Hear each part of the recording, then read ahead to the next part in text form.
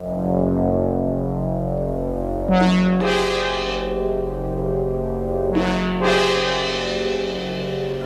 is the clearest film ever shot of a real, unidentified flying object. 68,000 UFO reports have been filed in this country alone. Skeptics, however, pose an important question. If flying saucers are so common, why haven't we captured one? In a remote New Mexico desert, researchers have discovered a startling answer to that question.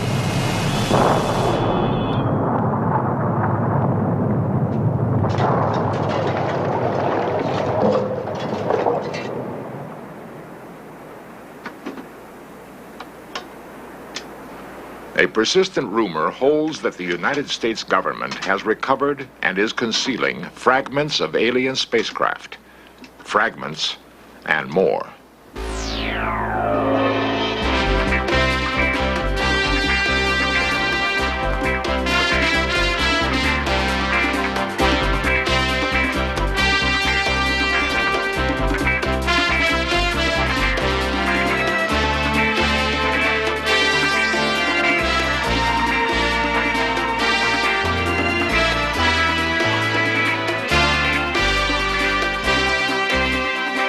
This series presents information based in part on theory and conjecture. The producer's purpose is to suggest some possible explanations, but not necessarily the only ones, to the mysteries we will examine. Charges of a UFO cover-up began almost with the first famous flying saucer sightings in late June 1947. It's curious. These reports seem to center around areas where atom bombs and rockets were tested. Were alien forces keeping watch on the new weapons we savages had invented? The flying discs became the Pentagon's nightmare. Seemingly, our fastest jets could never come close to their incredible speeds and right-angle turns. UFOs were said to be able to shut down guided missiles by remote control. The Air Force organized Project Blue Book to officially investigate UFOs. Since its termination in 1969, Blue Book has been alternately praised and damned. Well, the Air Force position is that we investigated UFOs for 22 years, over 12,000 sightings. Colonel Don Burgrave, U.S. Air Force. About 95% of all the UFOs were explainable. They were weather phenomenon, they were balloons, they were airplanes, they were lightning. And we concluded as a result of our investigations, which was carried out very scientifically, that one, there was no threat to the security of the United States, and there was no evidence that we could ever locate that an extraterrestrial vehicle had landed here. New York lawyer Peter Gersten sued the CIA and FBI to release 5,000 UFO-related documents. The reading of all the documents reveals that UFOs have the ability to render inoperable present-day technology. UFOs have the ability to gain access to our most sensitive military installations, unrestricted and unlimited access to nuclear installations. There's no doubt about it in my mind that there's a government UFO cover-up. Ray Fowler, civilian UFO researcher for 17 years. I've talked to military people who have told me about government cover-ups, how they've been instructed to say this and to say that. And I worked for the United States Air Force Security Service myself, and which worked for the National Security Agency, and I'm very familiar with intelligence operations and cover stories and things like that. So there's no doubt in my mind that there is a cover-up. If there was a planned cover-up, then they were very successful in keeping it from me. Colonel Robert Friend, former head of Project Blue Book, now an engineer on the space shuttle. A lot of these organizations decided that there was a cover-up because the Air Force didn't pursue these sightings to what they considered the ultimate conclusion. If there has been a UFO cover-up, it began in Roswell, New Mexico. Near White Sands and Alamogordo, Roswell was home base for many early tests of atom bombs and guided missiles. Here, also, the practice of military stonewalling may have been perpetrated. The case began when Roswell businessman Dan Wilmot witnessed an amazing object over the town. His son tells the story. This was their home in July of 1947, and it was one summer evening. They were sitting out here. Dad looked up in the west and saw an object that came down and had lights blinking, and it was rather frightening to him, but he said all of a sudden it seemed to rock a little bit and sort of counterbalanced itself, wiggle a little bit, and then seemed to settle down and take off at a rapid rate of speed. The next day, reporters heard that the Air Force had found fragments of the mystery object crashed on a remote ranch northwest of Roswell. Excitement ran high until officials announced it was only a weather balloon. Major Jesse Marcel, in charge of the operation, now tells a far different story. They took pictures, of course. They had a whole flock of microphones there. They wanted me they wanted some comments from me, but I wasn't at liberty to do that. So all I could do is keep my mouth shut. And General Ramey is the one who discussed, told the newspapers, the newsmen, what it was and to forget about it. It was nothing more than a weather observation balloon, of course, which we both knew differently. Major Marcel had to keep silent because of his strategic position at that time. He was in charge of all security and intelligence on atomic tests in the United States and the Pacific. Marcel retraced his secret recovery operation across the hot New Mexico desert. We left Roswell perhaps around 3:30 or 4 o'clock in the afternoon. As you can see, it's flat. It is very difficult. In fact, with just verbal directions, we never would have found it. We had to follow the rancher out there. The crash site was so remote, it took an entire day to drive there. The following morning, we went out to the site where the crash was. And what I saw, I couldn't believe there was so much of it. It was scattered over such a vast area. So we proceeded to pick up as much of the debris as we could, loaded in the wagon. We filled that up. It took us a good part of the day to do that, because there were such small fragments that we had to do a lot of picking. We found a piece of metal about a 1.5 to 2 feet wide and about 2 or 3 feet long. Felt like you had nothing in your hands. It wasn't any thicker than the foil out of a pack of cigarettes. But the thing about that got me is that you couldn't even bend it, you couldn't dead it. Even with a sledgehammer would bounce off of it. So I knew that I had never seen anything like that before. And as of now, I don't know what it was. There is new evidence that the FBI then got into the case with a different cover story. Lawyer Peter Gersten, searching through declassified government documents, came across a mention of the Roswell case. One of those documents related to an incident in Roswell, New Mexico, which indicated that the object which had crashed was an experimental kite. The FBI investigated the incident and determined that it was terrestrial, that it was from an organization which had been doing research in experimental kites. What did crash in this desert? A UFO? A weather balloon? A radar-reflecting kite? It was not anything from this earth that I'm quite sure of, because being an intelligence officer, I was familiar with just about all materials used in aircraft and in our air travel. This is nothing like that. It could not be. It could not have been.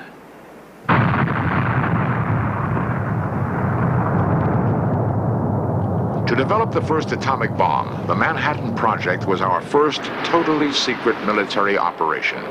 Secrecy has continued to this day as an instrument of foreign policy. Official fabrications have become a vital link in security. We never admitted such a spy plane as our U-2 existed, until the Russians managed to shoot one from their skies. We managed to capture an advanced enemy aircraft. Even fragments can reveal new information. Such captured material is routinely rushed to Wright-Patterson Air Force Base in Dayton, to the top secret Foreign Technology Division. This place is so classified that former Air Force General Senator Barry Goldwater was once denied entrance.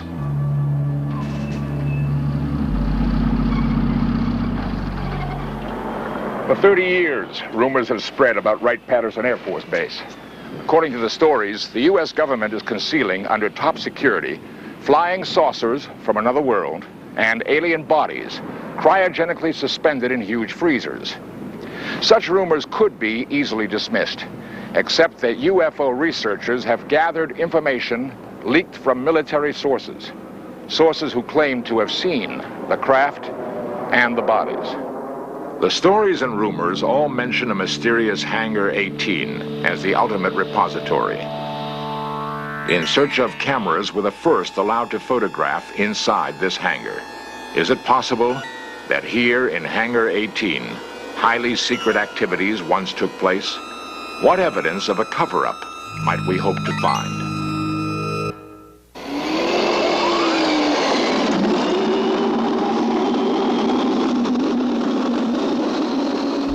Wright-Patterson is one of the largest and most complex air bases in the world. In the Foreign Technology Division alone, hundreds of secret experiments have been undertaken. Continuing military security has made Hangar 18 a mysterious citadel. Some experts believe that new designs have been created here. Every branch of the military has experimented with flying wedges, flying wings, hovercraft, with an amazingly consistent lack of results. The flying saucer shape was an obsession of aeronautical pioneer Edmund Doak.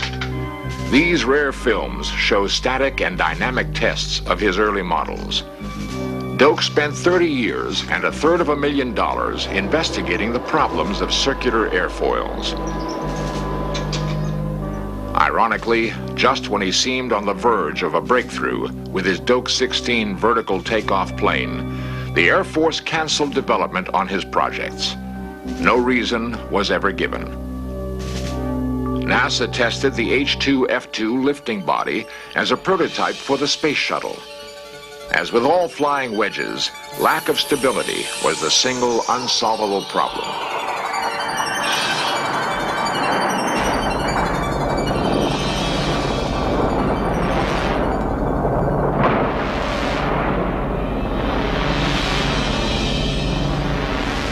We are unable to confirm a single successful test of a manned flying saucer. Yet, the effort continues. Why? Does the government have some reason to pursue this quest? A reason they're keeping secret? From Wenham, a suburb of Boston, comes an eyewitness account which could explain this continued military fascination with flying saucers. Ray Fowler, one of the most respected civilian UFO investigators, is also author of 2 bestsellers in the field. Because of his stint in the Air Force Security Service, he finds himself still vulnerable to government pressure. I worked for a company that designed and built a major weapon system. And because of connections within the company, because of connections with Dr. Jalen Hynek, who was an Air Force investigator for many years, I came across information that indicated that this major weapon system, as well as others, had been disrupted by UFOs. And I gave a story to a national newspaper, the Christian Science Monitor, which published this story.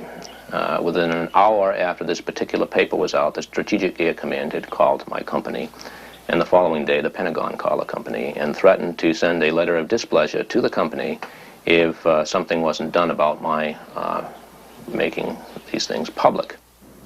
Because of similar pressures in his own work, a friend of Ray's had kept quiet for 27 years with an amazing story. Ray tried to convince the friend to tell his story on In Search Of. I know it's been several days now, and I've been waiting for you to call me on this, but have you come to any conclusions? The man finally agreed, for the first time, to talk, but only under strict conditions. I can assure you that your name will not be used. They made up a name, Fritz, to protect the witness's true identity. And I think the best place to do it probably would be in my planetarium, away from the kids and the telephone and things like that.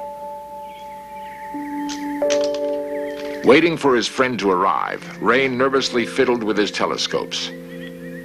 He remembered his extensive investigations into the man's reliability as a witness. In the case of Fritz, I started in 1973, went all the way back through the various companies he worked for, right back to Wright-Patterson Air Force Base, talked to people he worked with, and they all gave him a very clean bill of health. A reputable man, honest man, not the type that would fabricate a hoax, and a very efficient engineer manager. As the man arrived, Ray recalled the years his friend had wavered about breaking an oath of secrecy. He recalled their long arguments about a greater public good. Would the years of patient persuasion at last pay off? As I understand it, Fritz, you were working for the United States Air Force. The story began late one night in 1953 at Frenchman's Flat, Nevada. The man had been working as a consultant on blast effects of atom bombs when he was suddenly ordered to report for a new mission. What happened after that? We were put on a bus, which the windows were all completely covered with curtains and, in some cases, black paper taped to the windows. And we're driven for 3 or 4 hours, and we're not sure just where we were going. Several of us tried to guess where we might have been. We, at that time, came to the conclusion it was in the area of Kingman, Arizona. After getting off the bus, as recreated here, the scientists were taken to an even more remote location. They had no idea exactly where they were or what they were about to see. We were told that we had been selected for various technical specialties. And I was told that I was to ask any questions that had to do with dynamic loads and nothing more, and I wouldn't get any answers to any other questions.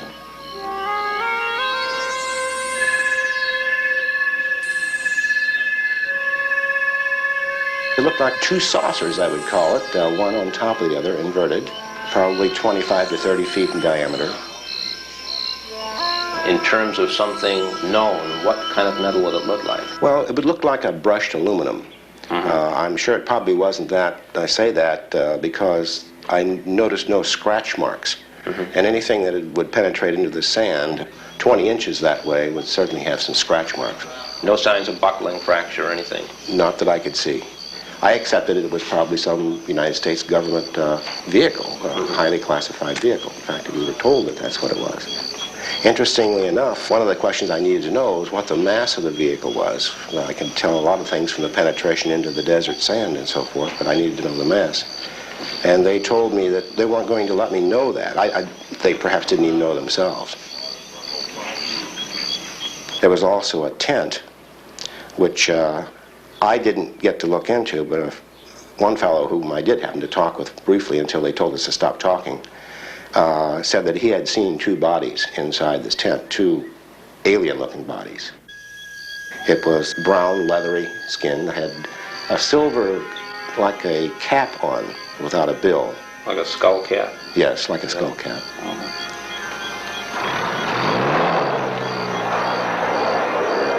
I realized what this really started to mean, but I also at the same time realized probably why the government was keeping it classified. There are a lot of things that could be changed by our culture or religions. There are a lot of things that could be affected by the release of information like that at that particular time. Like many other UFO stories, this also concludes with the recovered craft taken to Wright-Patterson Air Force Base. Cameras are normally prohibited there, but In Search Of was allowed to photograph certain declassified areas.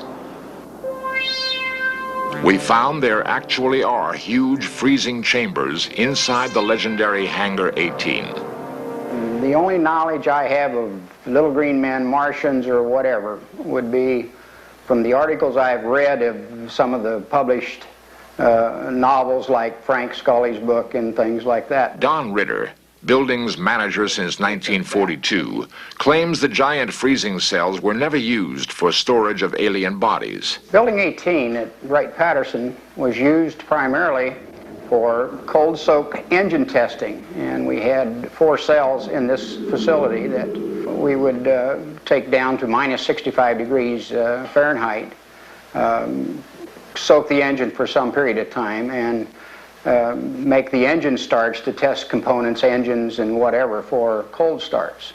My major criticism is that from way back in the 1947s, there should have been a gradual information release and had the public accustomed to what UFOs are, what we're trying to do about them, and instead they've covered up so long that to admit that they've covered it up, it's almost like another Watergate. Plus the fact, I think they don't have the answers, and if they admitted even what they knew, people would want to know more answers. They don't have the answers to give them. I'm sure they don't have the answers to give them. Based on my own personal and professional experiences, for the last 26 years of wearing this blue suit, and most of that I've been in the public affairs business, where I'm responsible for releasing information to the public. I can assure you on behalf of the Air Force that there's just no truth to that at all. Inside the freezing chambers of Hangar 18, we've examined one small clue in the mystery of the UFO cover-up. Whether it proves fact or fiction, this search for flying saucers has already profoundly influenced our perception of our place in the universe. Colonel Robert Friend, former head of Project Blue Book. I believe that speculation and a scientific approach to it can't live together. I would feel that there were, in lots of instances, cases that had potential scientific pay dirt that possibly should have been pursued further. And in that regard, yes, I think that some of the cases had a lot of promise. The Roswell case and the strange story of the man known as Fritz are two dramatic examples of close encounters of the fourth kind. Like the 68,000 reports on record of UFO sightings, they exist in a limbo, halfway between science and speculation.